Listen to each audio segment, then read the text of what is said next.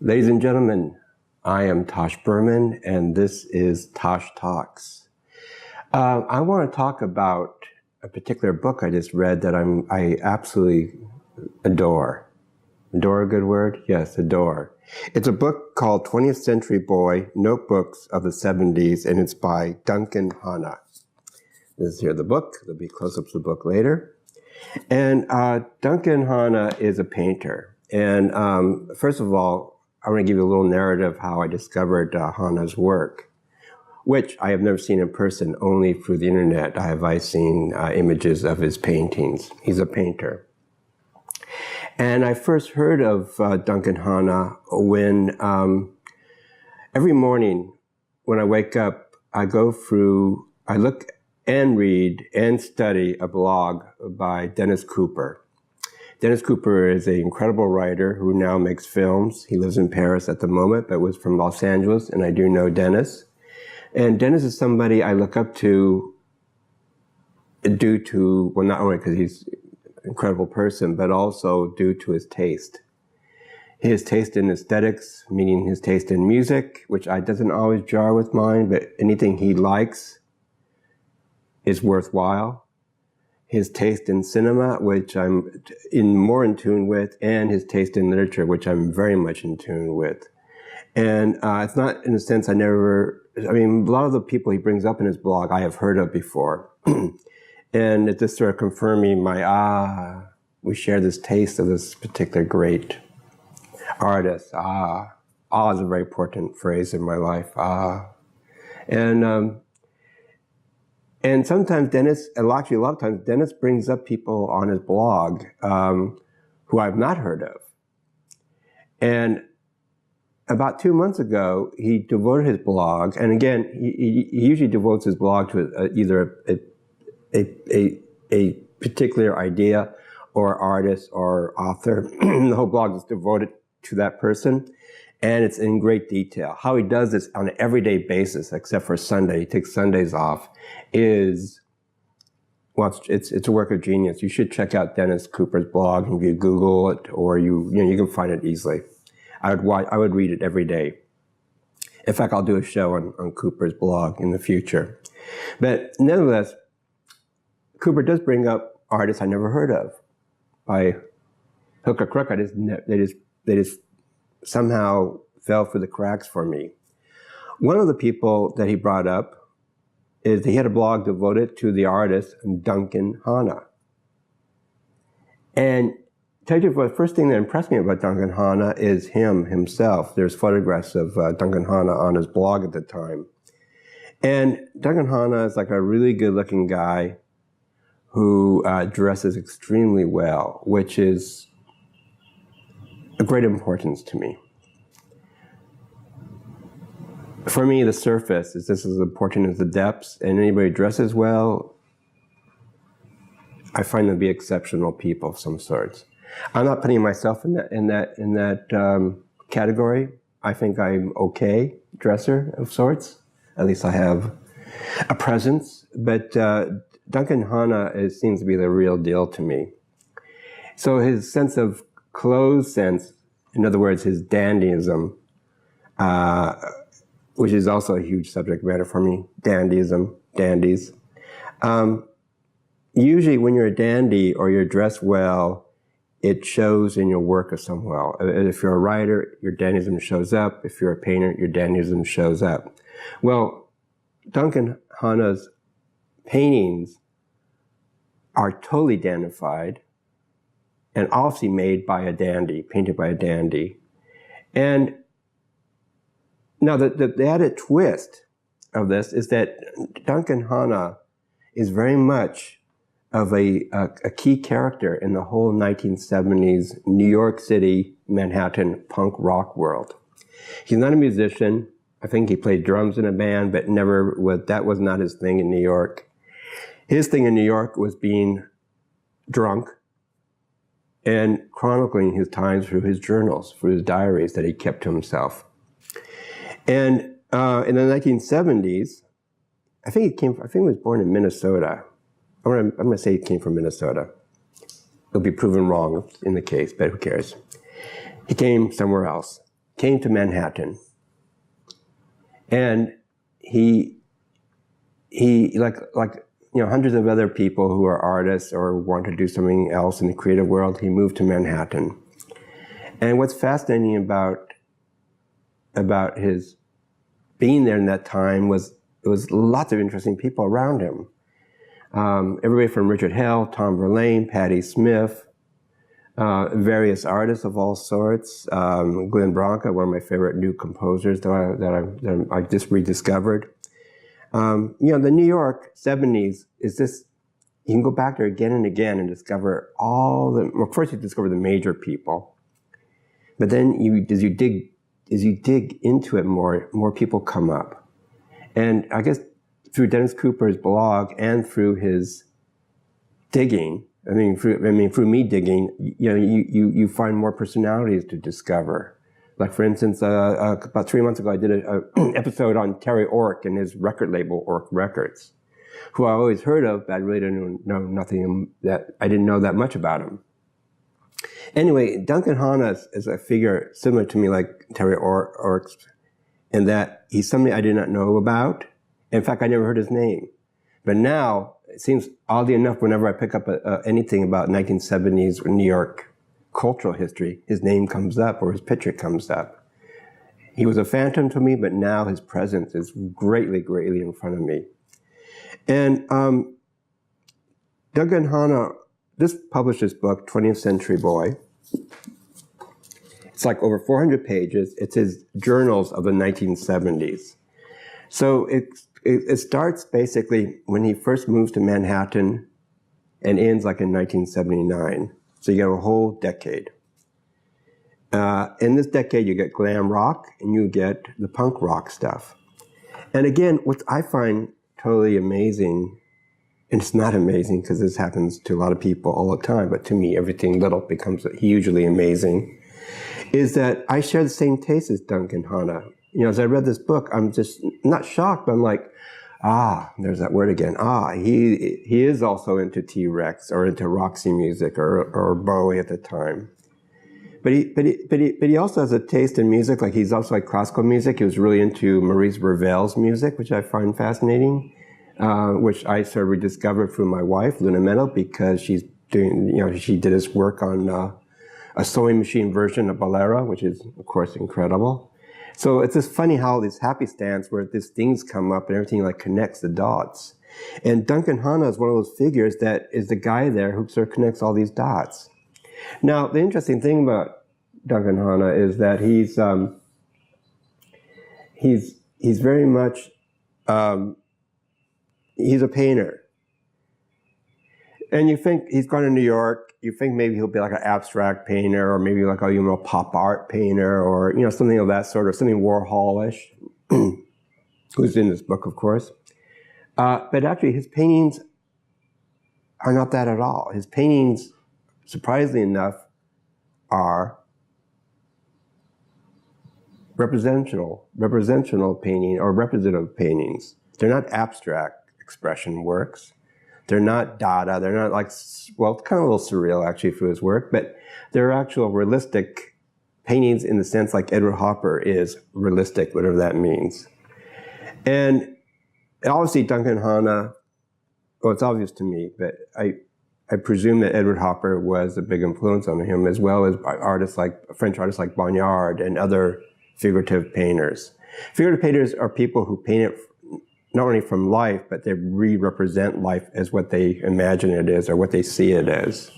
Where abstract painting obviously is from a more abstract, not unorganized, but it's definitely not like a picture in front of you and you do a reproduction of that picture. Representative painting or that type of painting is really focusing on what's in front of you as life and you respond to it of sorts. And Duncan Hannah's world is basically devoted not only to the world of portraits of people, and he does a lot of portraits of women who, oddly enough, ironically enough, are all beautiful. At least the paintings I've seen of his women as subject matters. But he also paints authors from the past. I know he did a portrait of Ravel, which I have not seen, but I read in this book that he did a portrait of Ravel, which I'm dying to see. He also did, he does portraits of from films. It could be from Fellini films or Marcello Mastroianni movies or Alain Delon. He has an Alain Delon fixation, which I too have an Alain Delon fixation. And in a way, Duncan was born. I'm 2 years old. I'm at least a year and a half or 2 years younger than Duncan. And in a way, I feel like he's like sort of my aesthetic big brother. I never met him except briefly say hello to him because I bought this book and it was at a book signing. And that's the only time I ever, saw him face to face. So, I'm not a friend of his. Yet, just by seeing his paintings, I feel a very close connection to his work, to him and his work. And what's interesting about him is that when you read the book, it is a diary, it is a journal, it's not a memoir, which is actually when you see his presentation and when he's interviewed by other people, he does make a big distinction between the two because they are separate things. A journal or a diary is written when it's happening, like he wrote it the next day or that evening, what happened that day, and it has it's a different type of literature than a memoir. I wrote a memoir recently called Tosh. It's coming out next year. And a memoir is more of a study of the past and you reflecting on the past, in that sense. A journal is more of the moment, like I did this, I did that, I did her, I did that, I did them, I did this, bam, bam, bam. Or I went to the show tonight, it was great, bad, whatever. It's a more immediate type of writing, and it's a difference. One is not better than the other, but there is a separation between memoir and journal writing. And so when I see Duncan Hannah's work, I immediately flashed on these group of artists, this duo, like Gilbert and George, another duo, but American. I think they're American. Maybe one's Scottish, one's American. Anyway, McDermott and McGough. McDermott and McGough are two dandified artists who work. They do paintings together, but they also did photographs together, or they still do photographs. And the photographs are all from the photography of 19 teens, not like digital photography of 2018 or the 21st century. They're totally like 19th century. And rumor has it their lives, I think they're a couple, their lives, they live a life of late 19th century. They don't have any modern machinery, any of that sort. Duncan Hannah is not that. He is definitely a product and a personality of the 20th century. And when I saw Hannah's paintings, I immediately thought of McDermott and McGough's work, just because they both do representational work of sorts, though I find McDermott and McGough sort of doing like avant-garde late 19th century, early 20th century, a little bit of the futurism type of stuff, traces. But Duncan Hannah is very clearly like a Bonnard or Edward Hopper type of painter. And actually, I just thought of it just like half an hour ago. The closest probably contemporary painter that's close to his aesthetic, I would imagine, is Elizabeth Peyton, who also who paints portraits of like Britpop stars, people like Brett Anderson of Suede or Jarvis Cocker of Pulp, or she has a John F. Kennedy Jr. fixation and she paints him over and over again. And she also uses film stills or from films or from, rock and roll photography and she does all these sort of iconic people.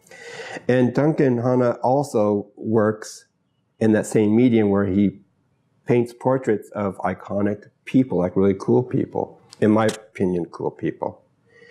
Both Peyton and Hana, especially Hana, when he paints a woman or paints a figure that would maybe known, like Ravel, on the surface, it is a portrait of Ravel. But I suspect that it's actually more of a self-portrait of Hana. It's Hana's projection himself in Ravel and on a certain type of movie and stuff.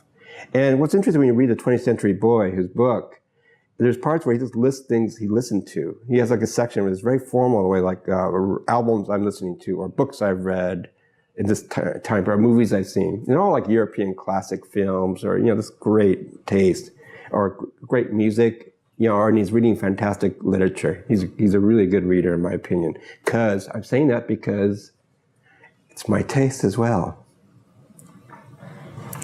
For those who don't share my taste or his taste, or if I can say it, our taste, you might be left totally in the cold. But you're welcome to join me and him, I think. We're very open.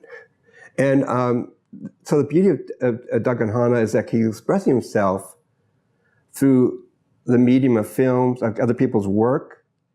And that's how I look at work. When I listen to a record or a show or see something, I look at what's inside me, and I project that onto that person's work.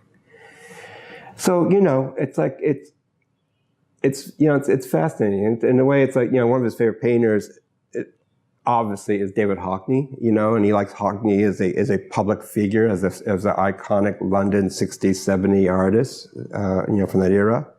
And Hockney is also a portrait painter who I think reflects more on himself than on the subject matter. When you see a painting of so-and-so, it's really how David Hockney sees that person. And that's true of all, all artists, I think. They're always projecting themselves onto another medium or another person. And that's what's interesting about art, is not just photographing reality, but what's real, but how the artist perceives that's real.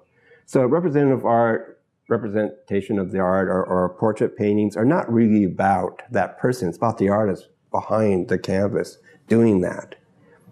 So, that's what's fascinating, and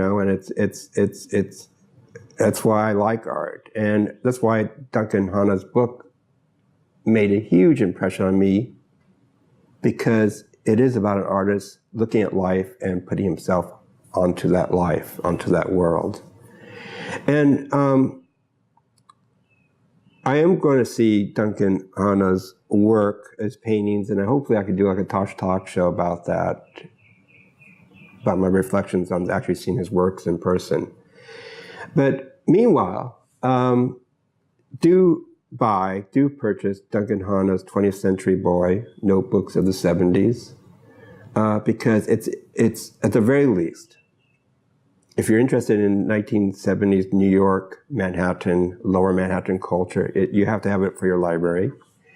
And it's a good companion piece to the Richard Lloyd book, which I reviewed and talked about in previous Tosh Talks, who also is a friend of Duncan Hannah, because it deals with the same people, same territory. And actually, Duncan did the painting for one of Richard Lloyd's solo albums, which I didn't even realize till I made the connection.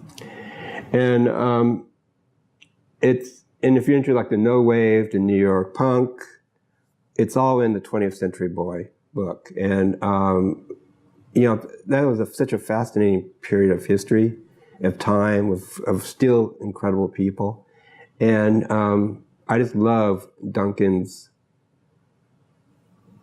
personality and his approach of his life at that time. And it's somebody, I find it very inspirational.